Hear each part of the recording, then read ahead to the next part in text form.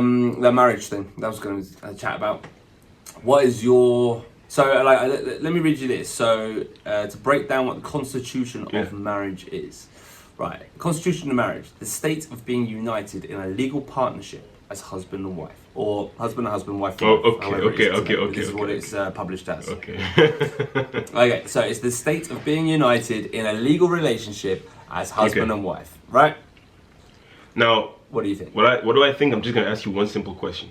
What's the difference between being in a house with your potential wife, but now being married and putting the government into your business? What's the difference between that and like being married? Like realistically.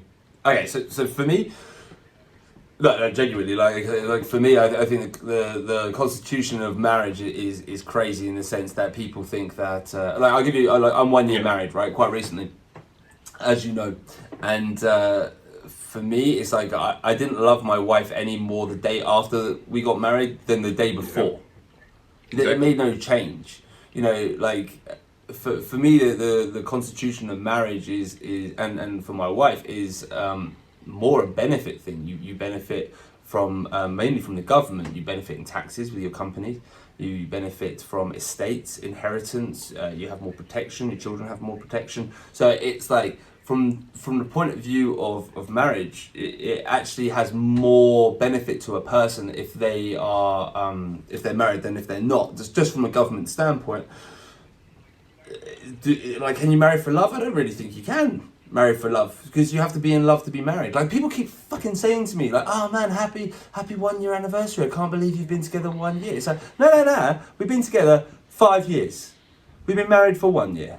Like, the relationship is 5 years. You know, that's the time and the effort. And you know, the love which is proven, it simply comes from things like, you know, moving different countries for one another. We started in England and then we moved to Spain. Putting up with each other's jobs, you know, being faithful to one another, looking after one another, you know, taking risks together, you know, playing it safe, whatever it is. That is love. Paperwork from some dude in a white collar in a creepy church surrounded by death. That is not love. That's like everything you just said. That sums up like the way I think. Like me, if I had to put it into words any different than you just put it, I would just say like, I don't like, to me, it sounds like an unnecessary risk. Like, I might be like cynical the way I might come across as cynical the way I'm about to describe this. I'm very young still. My opinion might change. It probably will. But the way I see it right now is just like an unnecessary risk you're putting yourself through. Like, bro, you have a girl, you enjoy each other's company, you love each other, you've been together for a long time, you trust each other, you have this relationship that's going well. I don't see why I should be in my house and like get the government to just put their hands inside of my house for no reason. And then if things go wrong, hopefully they don't, but if things go wrong, I might get like, you know, destroyed financially, mentally, and just like lose custody of my kids and all that stuff. But that's more like an American type thing. That's more like of a, you know. No, that happens. That happens. Still, yeah, it does. Still, yeah. That's what I'm saying. So like, I don't see why I'm about to like put myself in these, you know. I know people that have been cleaned out. I know people that have been absolutely cleaned out from getting divorced. Exactly. I know a couple of people, but I mean, bro. I mean, the way I see it, bro, interpersonal relationships are never perfect, right? Like if you get a new friend, you have a new friend, bro. You trust each other. You do certain things for each other, and you know that this person, you can count on them. They can count on you. But still, we never know what might happen. One day, you might have a falling out. Boom, boom, boom. Okay, he's not my friend anymore. Bang. Okay, you're not gonna like legally bind yourself to that person and say he's my friend, so I bought him a friend ring, and now we're legally bound as friends. And if he's not my friend anymore, I need to give him this and this and this. You know, what I'm saying? That's the exact same thing, but just sexual opposites. No, it's not marriage. No, of course not. It's not marriage. It's the consequences that can like come about, like when something goes wrong, and like the fact that men, like certain men, can lose everything they've worked for, like, or like half of what they've worked for, just because, you know, something didn't go right. So like what? So then I would phrase that. This is how I phrase it. I would phrase that not as a problem with marriage. I would say that's a problem with incentivizing divorce. Yeah, exactly. So exactly. That's the best way you can put it. Yeah, 100%. That's what I would say.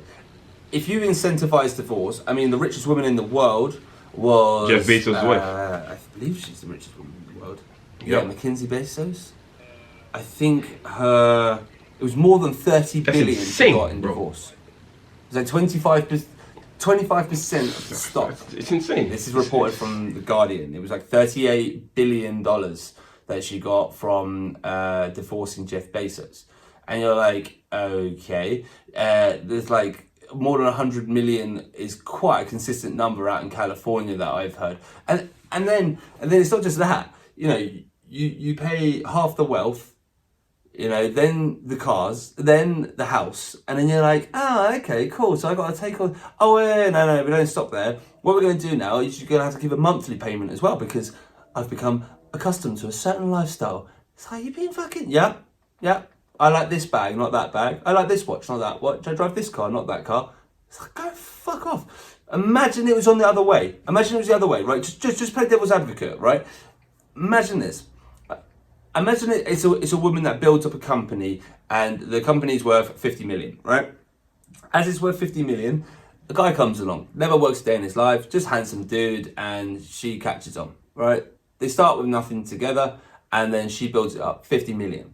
Then he takes her to the cleaners under the divorce, 25 million. Everyone's like, oh, okay, it's a bit unusual. Then he takes the cars, then he takes the house, and then he takes the monthly. And then everyone's looking at this woman who's been chopped in half and all the rest of it that's gone out the door. And this fella's still like, oh yeah, you know, my monthly needs to be higher than the annual income for the average person, annual average income. This is what this person has to take in monthly. Why? What have you contributed? That's what I'm saying. Contributed nothing. That's what I'm saying. So how would everyone view that guy? Look, you'd look at him and you'd be like, you're a fucking leech of society. 100%. I agree. Get out there and make a difference. Yeah. Do something. Like, go and fucking work. Not that it's not okay.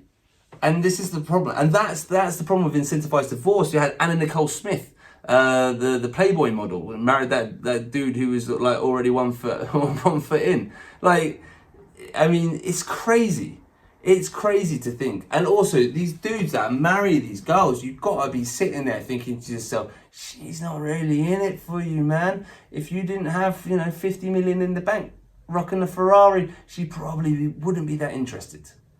We talked about this last time. You act like a dick, you get treated like a dick. You go out and you look for certain people like that. So that I understand, there's certain people you can see coming, but generally with the constitution of marriage and then the follow-up of incentivized divorce, and I'll call it incentivized because even a lawyer, even if you've got an amicable divorce with two people who are like, you know what, it's not working out, let's not go crazy here, this and this, yeah, no worries, yeah, I'll take the rest, yeah, no problem, I'm set up with everything else, cool. You've always got a lawyer who's going to sit there. Not always, like not every lawyer, but there's definitely some lawyers who are sitting there and they're like, bit of poison in the ear, because the higher the settlement, the higher the percentage. So that lawyer is incentivized. Everything you're saying pisses me off. 100% facts, 100% I agree with you. And that's the problem, like you said, I'm happily married, by the way. Facts. Like it's exactly what you said. It's incentivizing divorce. Like there's too many perks for certain people to the divorce. And it shouldn't be that way because it feels like there's always one person who feels like no matter what happens, I'm gonna be on the winning side because I came into this with nothing or close to nothing, and I know that whether or not I'm in the marriage or without the marriage, I'm gonna be winning because if I leave the marriage, I'm gonna be getting that paycheck. If I stay, then I'm gonna be living that lavish lifestyle with that person who's providing for me. Boom. What does that bring about? That brings about complacency.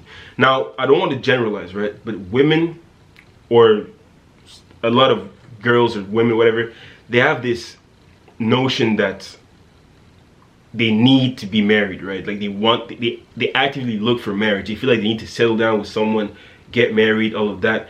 Now the problem is after that marriage, what happens is a lot of these women get complacent, for example. And it's the same thing for guys as well. Like, it's just relationships in general, right? You get complacent after a certain amount of time. And especially after you get married, because when you get married, it's like that safety net. It's like a safety net. You're like, okay, now we're married. Like, they wouldn't go that extra mile to divorce me now. Like, now we're married, we're locked down, boom. I can start like relaxing a little bit. I can stop having to do this every single day. I don't have to do this. I don't. You know what I'm saying? Whoever thinks that is not an analytical person. Whoever thinks that is not into analytics, bro. And the reason is because the divorce that's the thing. Rate Like that's the thing. But still, every 2 marriages, but still, like people fails. like it's. I mean, it's human nature when something works and it comes easy, you stop working for it because since it's been coming so easy for so long, now you just expect it now. That's human nature. It's a problem, but it's still human nature. And like, no matter how much you analyze things, we all like fall into this pattern a little bit, you know, a little bit still.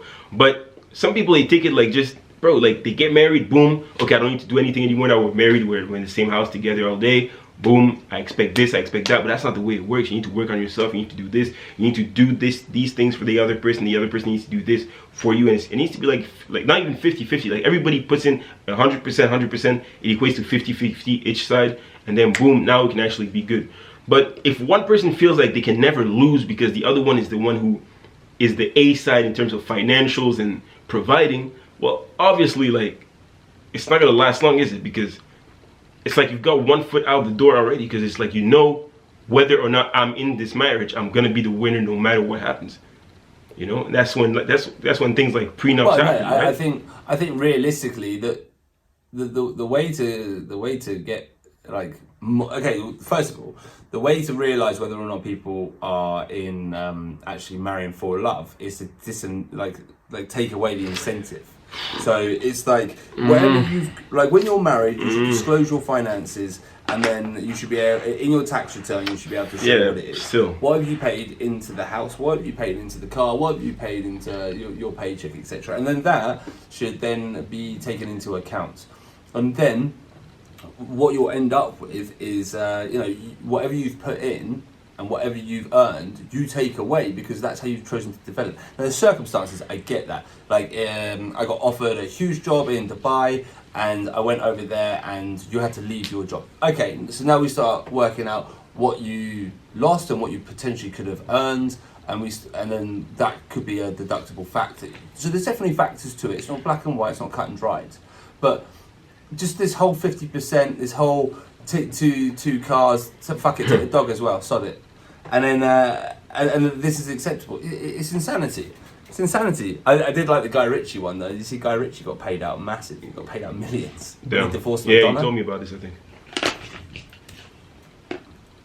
We got one back, man. We got one back. That's how we see it. But it's nuts, right? You know, when you look at it from the point of view of like, two people get together when they're 20 years old, they know sod all about sod all, and they fall in love, they fall out of love, they break up, and it's not a problem. No one gets wild.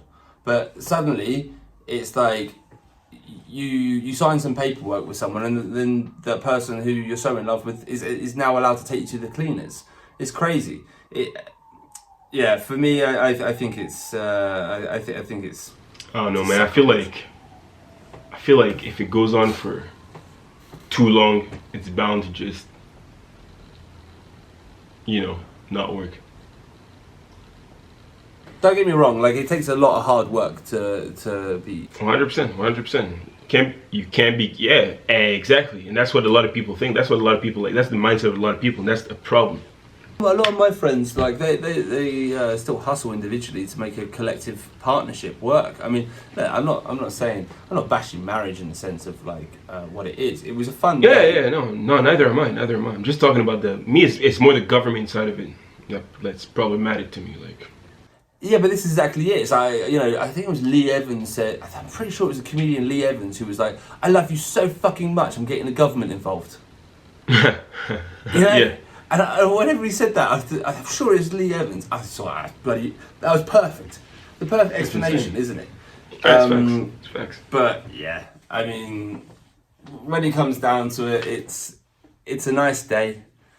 It's a nice way of like making a vow and a statement in front of the people you love, in front of whatever your relative religion is, if you have one. It's a great testament to one another. Is it necessary? Not particularly. Is it incentivized? Yeah, it's incentivized by the government because of the fact you get a lot of benefits from that. Not only is it incentivized by the government, but it's also fed into you like from childhood. Like that's a society standard you need to uphold, right? So it's like but like I get a lot of I got a lot of pressure as well. You know, when are you buying a ring? What ring are you buying? Do you know how much you spend on a ring? It's just like, no, I've got it under control. When are you going to ask? When I fucking want to. People live in boxes and they feel like if they don't fit inside these boxes, like they should just like they're not like worthy of living or something. It's like it's I don't know, it's disgusting. No, that's a choice. That's the choice of the person. You know, people can give you advice and pressure and all the rest of it. Like, the choice of whether it affects you is whether or not you choose to adhere or even hear what that person has said to you. It's like, I had it all the time. People asking me, so when are you going to ask? When are you going to do this? When are you going to do that? And it was just like, you know, just politely, whenever I want to, whenever I feel it's right. Oh, okay. You know, time's ticking on. You've been together for a while now. You know, doesn't really change things. It doesn't. It doesn't. Yeah. I love it. I absolutely love it to bits. You know, me and Belle have been together 5 years. We've had our tests. We've had so many things thrown at us, and that has proven how much like we're together and how well we do. You know, whatever happens in future happens in future, and I'm 100% sure that she's my she's the mother of my children, of course. You know, and again a reason why we got married. And you know, you spend the money on the day and the ring and all these different things. You know, that's something you invest in because you know that beforehand. It doesn't change the day after. It doesn't change with the paperwork. I mean, obviously, that's why you need to take your time before you do it. Don't just like rush into it, right? Yeah, of course, man. The whole thing. You shouldn't just be one purchase and then one day. The whole thing. You should have the whole run up to it. It's cool. It's a good day, man. It's like, it's good fun. You see a lot of people. It happens in a blur. It's a hell of a party. Ours was a hell of a party. Hell of a party, bro. It was a party, wasn't it? Yeah, it was a party. That was a party, bro. Man.